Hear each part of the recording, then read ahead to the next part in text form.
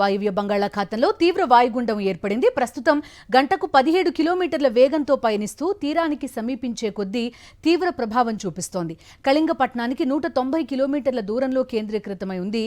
అర్ధరాత్రి గోపాల్పూర్, ఒడిషా మధ్య తీరం దాటుతుందని ఐఎండీ అంచనా వేసింది. ఉత్తరాంధ్రలో ఇప్పటికే భారీ వర్షాలు కురుస్తున్నాయి. శ్రీకాకుళం నుంచి ప్రకాశం జిల్లా వరకు కొన్ని చోట్ల భారీ నుంచి అతి భారీ వర్షాలు పడుతున్నాయి. తీవ్ర వాయుగుండం ఎఫెక్ట్తో ఉత్తరాంధ్రలో బలమైన ఈదురు గాలులు వీస్తున్నాయి.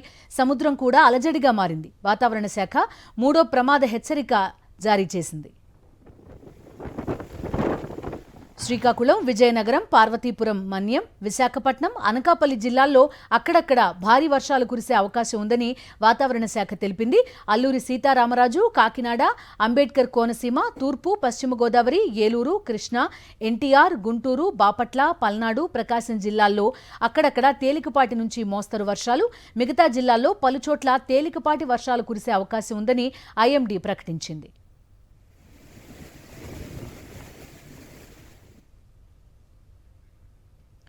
విశాఖలో గాలివాన బీభత్సం సృష్టించింది. నగరంలో గాలివానకు భారీ చెట్లు నేలకొరిగాయి.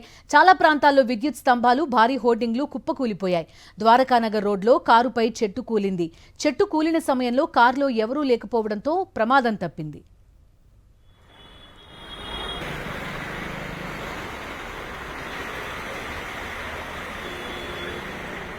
పూర్తి వివరాలు అందిస్తారు మా కరెస్పాండెంట్ అనిల్. తీవ్ర వాయుగుండం ప్రభావంతో ఉత్తరాంధ్ర వ్యాప్తంగా భారీ వర్షాలు కురుస్తున్నాయి. విశాఖ నగరంలో గాలివాన బీభత్సం సృష్టించింది. ప్రధాన రహదారుల్లో మనం విజువల్స్లో చూడొచ్చు, చెట్లన్నీ నేల కొరిగినటువంటి పరిస్థితి. ఫార్చునర్ కారుపై ద్వారకానగర్ మెయిన్ రోడ్లో ఉన్నటువంటి ఈ రోడ్లో ఫార్చునర్ కారు పక్కన పార్క్ చేసింది.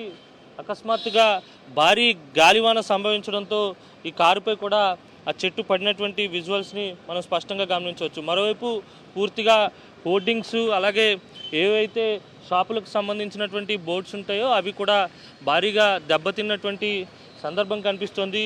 దాదాపుగా తెల్లవారుజామున 4 గంటల నుంచి కురుస్తున్నటువంటి భారీ వర్షానికి విశాఖ నగరంలో పెద్ద ఎత్తున వర్షపాతం నమోదు కావడంతో పాటు పెద్ద పెద్ద చెట్లు కూడా నేల కొరిగినటువంటి సందర్భం కనిపిస్తోంది. మరో 12 గంటల పాటు ఈ వర్షాలు కొనసాగేటువంటి అవకాశం కూడా కనిపిస్తోంది. తీవ్ర వాయుగుండం తీరానికి దగ్గర అయ్యే కొద్దీ దాని ప్రభావం పెరిగేటువంటి అవకాశం ఉంటుంది. ఇప్పటికే అత్యధికంగా 70 కిలోమీటర్ల వేగంతో గాలులు వీస్తున్నటువంటి తరుణంలోనే ఈ చెట్లన్నీ కూడా నేల కొరిగినటువంటి పరిస్థితి మనం చూడొచ్చు. సార్, కార్ మీదేనండి? మాదే సార్. ఎన్ని గంటలకి పార్క్ చేశారు? ఎక్కడికి వెళ్ళారు? నేను పార్క్ చేసి రామరాజు షర్ట్ తీసుకుందామని వెళ్దామని చెప్పి ఇక్కడ పార్క్ చేయడం జరిగింది. పార్క్ చేసి నేను లోపలికి వెళ్ళాను, షర్ట్స్ చూస్తున్నాను. చూసేటప్పటికి పెద్ద పెద్ద విపరీతమైన గాలి వచ్చి ఇవన్నీ హోర్డింగ్స్ అన్నీ ఎగిరిపోతుంటే మన కారుకి ఏదైనా డ్యామేజ్ ఇబ్బంది అవుతుందేమో అని చెప్పేసి నేను పరిగెట్టుకొని వచ్చి మన కారు చెట్టు గాలి వేస్తుంది, చెట్టు పక్కన ఉండకూడదని నేను వెనక్కి తీద్దామని పరిగెట్టుకొని వస్తున్నాను. నేను చూస్తుండగానే చెట్టు ఏమో కారు మీద పడిపోవడం జరిగింది. చాలా ఇబ్బందికరంగానే ఫీల్ అవుతున్నాను. అంటే వాస్తవంగా మీరు లేరు కాబట్టి సరిపోయింది, చాలా ఇబ్బంది ఉంది సార్.